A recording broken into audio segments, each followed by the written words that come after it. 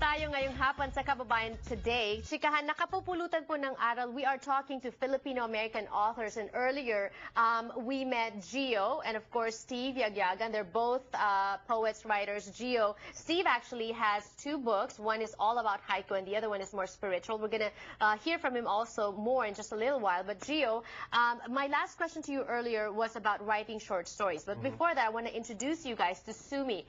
Sumi is one of the first Filipino or Filipinas on mainstream American TV in the, was it 60s, 70s? It was in the 70s until 1989. Wow. So 17 years. You started when you were 10. Yep.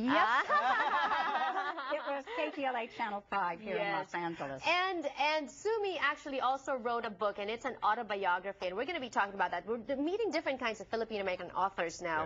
Yeah. Steve was a poet. You're more a short story, although you started as a poet. Your book is all about short stories. My question to you that was left hanging earlier was, you have the plot in mind, you develop characters. Is it more difficult? Is it more tedious to do that? You know, in a way it was tedious because you have to you have to follow a storyline. Right. It was based on a dear mentor of mine who is actually from Hawaii, Peter Corpus, and who passed away. And so when the publishers and I started talking about it, I was thinking about doing a book of poetry. But then we talked about maybe doing different versions of this guy. And so I thought about it. I was like, what a great way to immortalize someone. And this is an opportunity for me to immortalize a very dear friend and mentor. And so I started writing about what I thought he would think. And in fact, there's a story called Pauhana. And that's how it started out. That's how the story started out. And then other kind of people started kind of coming into my head. My lolas were like, Will, why aren't you writing about me, huh? Right. So they came about, and so different characters came about. So inspired by real characters that you come across with. More specifically, Peter Corpus, if you live especially in Southern California, you may have heard his name. He's one of the pillars of our community here in Southern California. Peter Corpus used to work for CPA, Search to Involve Filipino Americans. Assume you're nodding your head. You know of Peter as well. Oh yes, he was a very dear man. We loved him. And so you will probably have fun reading Gio's book. It's all the short stories about Peter Corpus, or how he would think and how he would obviously, you acknowledge him in your book as well. Right? Yes, I think I wrote about him, I'm sure. Right. Okay. So now, Sumi, yours is different because yours is an autobiography, whereas Gio had to come up with characters and personalities and short stories. Yours were all drawn from real life.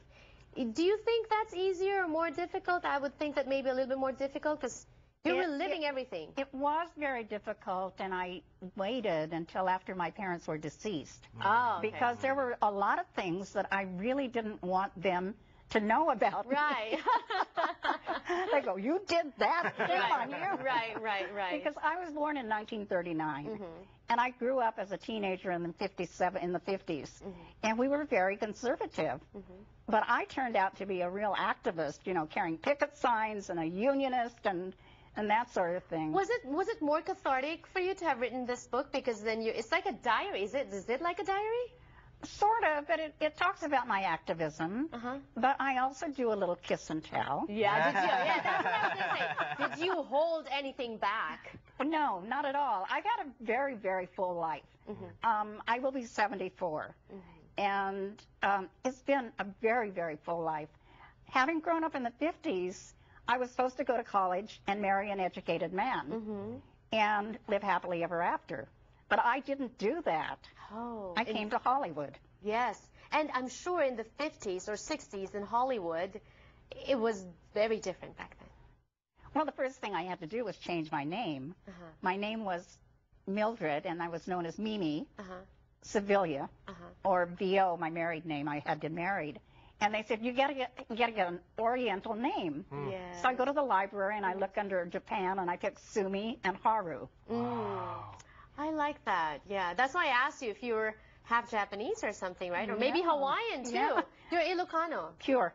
Yes. Okay, are you Ilocano too? No, Tagalog. No, Tagalog. Yeah. So listening to Sumi, is there an inspiration for you to? Are you going that route as well? Well, I'm totally geeking out right now because, Sumi paved the way for a lot of artists. She was one of the first people who worked with Mako, East-West Players. She was actually a vice president for AFL-CIO. Very active. National. She's an act. You used to be an actor too, right? I still am. Definitely. Yeah. I still have an agent. Wow. Yeah, she opened the SAG segment for Ethnic Opportunities. Right. So Yeah, I helped found that. So that's what I want. That's why I brought you two together in this segment, because I also wanted to touch on the fact that you act, you appear on camera, you appear on stage, and then you write.